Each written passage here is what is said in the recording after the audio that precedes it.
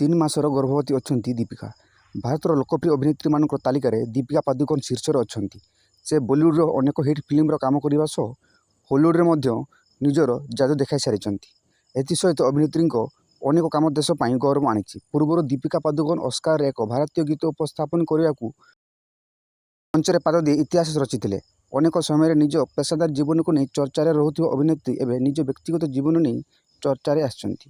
କିଛି ଦିନ ତଳେ ସ୍ୱାମୀ ତଥା ଅଭିନେତା ରଣବୀର ସିଂଙ୍କୁ ଦୀପିକା ଛାଡ଼ି ଜ୍ୱର ଦେଉଥିବା ବେଳେ ଏବେ ଅଭିନେତ୍ରୀ ଗର୍ଭବତୀ ଥିବା ନେଇ ଚର୍ଚ୍ଚା ଆରମ୍ଭ ହୋଇଛି। କୁହାଯାଉଛି ଯେ ଦୀପିକା 3 ମାସର ଗର୍ଭବତୀ ଅଛନ୍ତି। ତେବେ ଏଭଳି ଚର୍ଚ୍ଚା ଉପରେ ଏପର୍ଯ୍ୟନ୍ତ ଦୀପିକା କୌଣସି ପ୍ରତିକ୍ରିୟା ଦେଇନାହାନ୍ତି।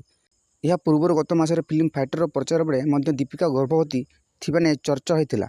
ଗତ ବର୍ଷ ଦୀପିକା କହିଥିଲେ ଯେ ରଣବୀର ଓ ମୁଁ ଛୋଟ ପିଲାଙ୍କୁ ପସନ୍ଦ କରୁ।